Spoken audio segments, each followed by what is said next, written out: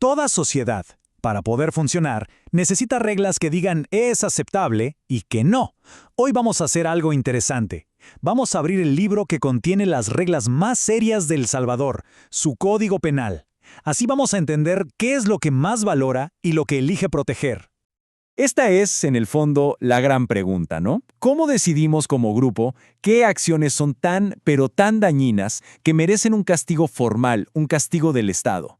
Y ojo, no estamos hablando de ser maleducado o de romper una promesa. Estamos hablando de esos límites que, si se cruzan, realmente amenazan con romper la convivencia.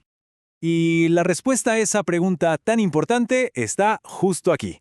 El Código Penal es mucho, pero mucho más que un libro de leyes para abogados. Es, en realidad, como un espejo donde una sociedad deja por escrito qué es lo que más le importa proteger y, claro, qué consecuencias le esperan a quien decida romper esas reglas del juego. Bueno, entremos en materia. A ver, la forma más fácil de entender qué es un código penal es pensarlo como el manual de reglas de una sociedad.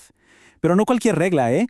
Es el manual para las faltas más graves, para esas cosas que una comunidad simplemente decide que no se pueden permitir. En esencia, es un catálogo, un documento que responde a 3 preguntas bien sencillas. Primero, ¿qué se considera exactamente un delito? Segundo, si alguien lo comete, ¿cuál es el castigo? Y tercero, ¿bajo qué principios generales se va a juzgar esa persona? Es, digamos, la piedra angular de todo el sistema de justicia. Ok. Pero antes de saltar a los delitos que todos conocemos, como el robo o el homicidio, hay que empezar por la base, por los cimientos. El libro primero del código es justamente eso. Establece las reglas del juego que aplican para todos los delitos. Es como la filosofía que está detrás de cada ley. Y aquí nos topamos con uno de los pilares de la justicia moderna, el principio de legalidad. A ver, suena un poco técnico, pero la idea es simple y súper poderosa. A nadie se le puede castigar por algo que no estuviera prohibido por una ley, de forma clara, antes de que lo hiciera. Este es el gran escudo que nos protege de decisiones arbitrarias. A primera vista, la estructura puede parecer un laberinto, pero van a ver que es súper lógica. Piénsenlo como si fueran carpetas en una computadora. Se empieza por la categoría más grande, el libro. De ahí se pasa a una más específica, el título, luego al capítulo, hasta que llegamos al archivo final, el artículo, que es la ley concreta que estamos buscando. Aquí llegamos a una diferencia que es fundamental en el derecho, la que existe entre el dolo y la culpa. A ver, no es para nada lo mismo empujar a alguien con toda la intención de lastimarlo, eso es dolo, que por ejemplo atropellar a alguien por ir distraído mirando el celular, eso es culpa. En ambos casos hay un daño, sí, pero la intención detrás del acto lo cambia todo. Y por supuesto cambia la gravedad y la pena.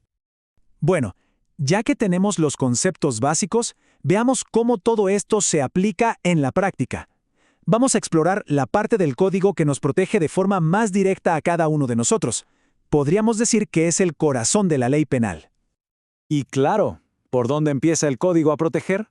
Pues por lo más fundamental de todo, la vida misma. No es ninguna sorpresa.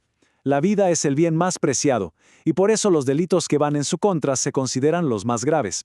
Es el punto de partida para todos los demás derechos. Y esto no es una interpretación, está escrito así tal cual, en blanco y negro. Este es el texto del artículo 128, que define el homicidio simple.